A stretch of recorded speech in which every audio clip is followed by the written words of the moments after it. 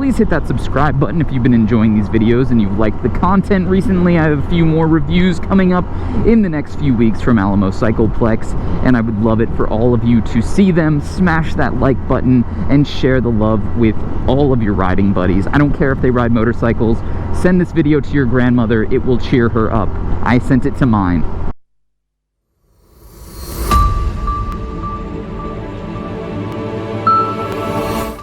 Kablamo, we should be on and racing. Yo, what is up guys, DukeDC here. Welcome to another video. We are over here at Alamo Cycle Plex, just outside of San Antonio in Texas. These guys are awesome. They will be linked in the description down below. Please hit up my man Josh if you are looking to buy any of the 3 bikes that I'm taking out for a spin today, and any number of motorcycles that they sell in-house here. Sorry.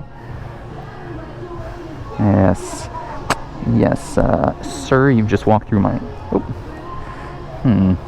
Maybe this is a problematic area to do this. And as always, guys, this video is brought to you by Rollick. Rollick is a company connecting consumers like you and me to a network of certified dealers like Alamo Cycle Plex to provide people with the most transparent buying experience when it comes to ATV side-by-sides, RVs, and of course, motorcycles. Or is this a scooter? And without further ado, guys, today we are on the absolutely amazing 2019 Honda Super Cub C125. One thing I have to show you before we start, this is the key to the Honda Super Cub. It's a keyless entry system, and okay, tell me that's not the coolest thing that you've ever freaking seen. Now, this is unquestionably the most sold motorcycle in the world. 150 million of these have been sold in Asia over the last, several decades. This bike has been around for much longer than I have been alive and will probably outlive me. We've got the same 125cc single cylinder that is in the Grom as well as the Honda Monkey. Both of those I have taken out, and you will click to the right there if you want to see those videos. But this is the one I've been the most excited about. This is the one that speaks to me from a nostalgia point of view. It speaks to me from a styling point of view. It is just an absolutely gorgeous machine. It's a bit of a mix of a motorcycle and a scooter. It's, call it what you want. We've got anti-lock brake system. So it has been brought up to the 2019 kind of safety features here, but otherwise a very simple machine. Also, quick note, see these amazing sunglasses I'm wearing? These are Sunski Treelines. They're basically the coolest sunglasses I've ever bought and or been given to me. I'm going to link them in the description down below. So all you got to do is wireless key to start, rather. Key is in my pocket, so flip it from this off position to the on position right here.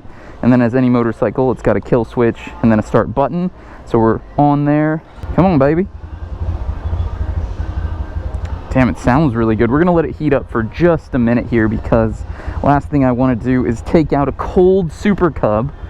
Of course, front brake on the right here, rear brake on the right foot. You can see that I'm in neutral. It's got the ABS light. It's got a few other lights here to indicate that the key is in your pocket. High beams, turn signals, engine light.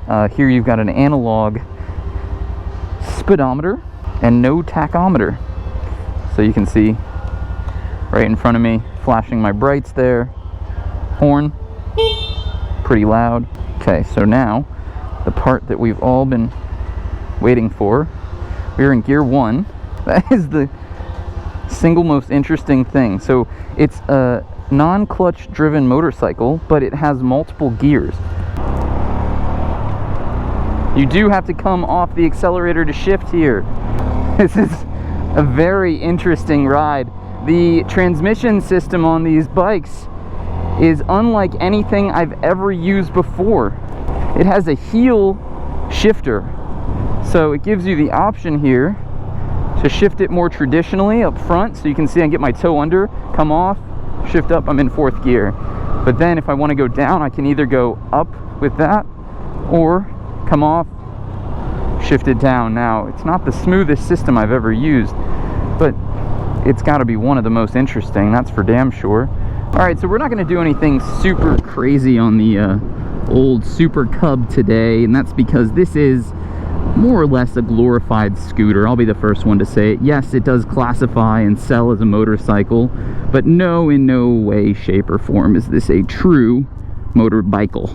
Oh my god, though, I think I love it. I think it's like the perfect culmination of bike and moped.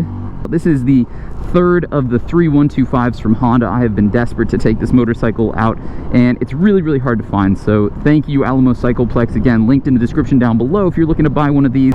Okay, so let's talk about the Honda. The Honda Super Cub 125 has a long and outstanding history. Again, like I said, it is the most sold motorcycle in the history of the world. 150 million sold.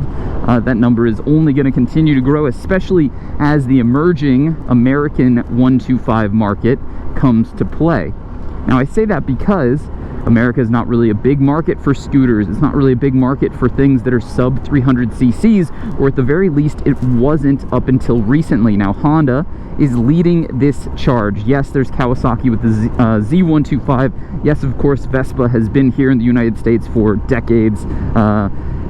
But things are starting to change. You know, this isn't necessarily a scooter. It's not necessarily a motorcycle. It's a little bit of both. It gives people a beautiful option as an entry-level bike or starter kind of two-wheel experience. It would be a perfect city commuter. It comes in right around that $4,000 mark. So it's not necessarily cheap, but it's certainly not expensive. I mean, there's bikes nowadays that are costing 30 grand.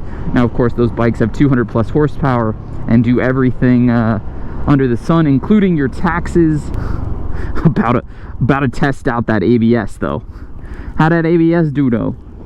The one thing to remember on bikes like this is, like, okay, first gear, yay, but you're in first gear actively. It's like having a recluse clutch on an off-road bike and you forget you're in first and you go to rev and you get your ass handed to you and you do a little whoopsie wheelie. Power! So being a 125cc single, we do not have a ton of power here. We're looking at about 8 horsepower. That's right, 8 horsepower, not 80, 8. And about 7.1 pound-feet of torque. Those numbers will vary just a little bit depending on your, well, your bike. That's kind of the thing with motorcycles. Your experience will also vary greatly depending on how heavy you are. I weigh about 195 pounds these days. Boys and girls, Texas has made me thick, and because of that, I have a difficult time getting these bikes anywhere close to the top speed that other people have told me that they've seen. Now, something we'll avoid, that highway. This bike definitely tops out about 60 miles per hour. That's what I've experienced both on this. As you can see, I'm flat out downhill and we're pinning out about 50 here. Bet you I can get it up to 60 if I wanted to, maybe even higher if my balls were bigger, albeit the ping pongs between my legs have prevented me from taking this masterful piece of Japanese engineering onto a highway with greater speeds than this. I'll be completely honest, I don't feel uncomfortable on this. I think the most beautiful thing about the Super Cub versus the Honda Grom and the Monkey is that it does have a proper sized front tire. It is, of course, smaller than a full-size motorcycle, but bigger than a mini. And that's what I'm going to call those other bikes. They're mini motos. This is like a midi moto. Trademarked. If you ever say that, you're going to owe me a couple bucks. The other thing you will notice is that when I do shift, I come off the throttle. You still have to come off throttle when you're shifting up on this, which is a bit of a weird experience because with most systems that have no clutch, that are theoretically single drive, albeit this one has gears and just no clutch, you would be able to stay on throttle and pin up as if you were using a quick shifter. This is different. This is different. It's so funny, this person's going, you know, relatively slow, and any other motorcycle I would have passed them many moons ago, but on the old Super Cub I feel no desire to switch into a faster lane. Here's me passing. Yeah, screw you, buddy. Something I really need to talk about real quick, we have a full tank of gas. I could take this for 6 days. And that's another thing, 125 miles per gallon. You know, even if it does have a pipette of a tank, sub 2 gallons, you're talking about quite a lot of riding at a very low cost. You can fill this thing up with a gallon and a half of premium fuel and ride it into the sunset. But I can certainly tell you 100% that I would buy this Honda Super Cub in an instant. I think it would be the perfect motorcycle for what I need right now, which is I live in a city. I hardly ever use my car. I ride a boosted board everywhere. I go grocery shopping on a boosted board. That's right, kids, I'm living my dream life. And this would just accelerate that oh God, oh dear God. Okay, Okay, little poo came out. Little poo came out. The brakes were fine. There's no reason for it. It probably doesn't even look like I was going very fast. But, you know, I'm 80% of the way to the top speed right now. I'm thrill riding. This is like NASCAR. Hell, I'm riding to Waco. Yeah, so this Super Cub would be perfect for Austin City. It would be perfect for any city. It would be easy to park. It would be cheap to insure. It has incredible gas mileage.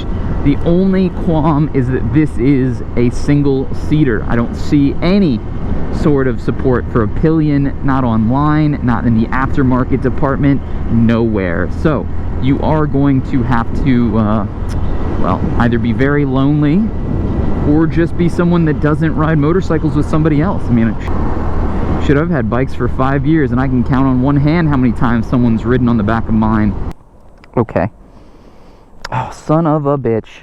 Like many of bikes that I don't like, this one does not have a side stand. It only has a center stand. And that drives me absolutely freaking insane. Now, don't get me wrong, the value of a center stand is extraordinary. But the value of both is intangible. It's just a comfort thing for anyone who's ever ridden anything on two wheels. But yeah, let's do a quick walk around here, and then we'll get into some specs. You guys know I like to ride these bikes a little bit before I tell you about the glory that is the spec sheet. This one is going to take all of 3 seconds. Super cool, a lot of chrome, beautiful paint.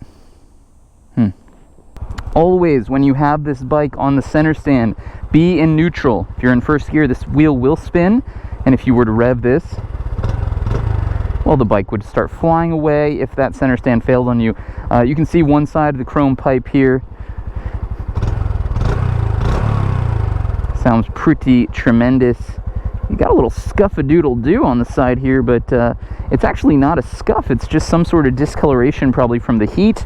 This is chain driven. You can see the chain is encased over here, which protects it from dirt and grime, but also gives you one more step when it comes to maintenance. You would have to take this off, adjust the chain. Well, not necessarily. You can use this piece right here, but if you are cleaning your chain, rather, this would have to be removed. Or you'd have to get it from the backside. It'd be a little bit strange. I assume that this pops off so that you can do some sort of maintenance, so perhaps they've thought that through. You can see here we've got the front and rear shifter. So just to demonstrate, if I was to click either, it'll go into first.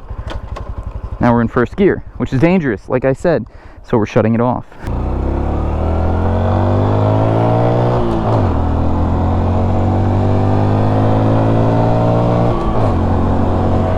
So, as we're stopped at this stoplight, and I can safely say that the Super Cub has been a very enjoyable experience, a bike that I've been looking forward to riding because of my own personal reasons. I quite adore these old nostalgic machines. I love that Honda's producing more 125s, and I think that the US market is going to gobble them up, and really the sales numbers speak for themselves. These things are incredibly difficult to find. If you are here in San Antonio, Texas, please, again, hit up my man Josh at Alamo Cycle Plex. If you're looking to buy one of these or any number of other power sport items, they are the bee's knees. Super great customer service and a great experience for me. You know, I am the first line of defense when it comes to you guys having a good time at a dealership, because I can tell you what, I've had plenty of bad times at dealerships, and Alamo Cycle Plex is not one of those bad times.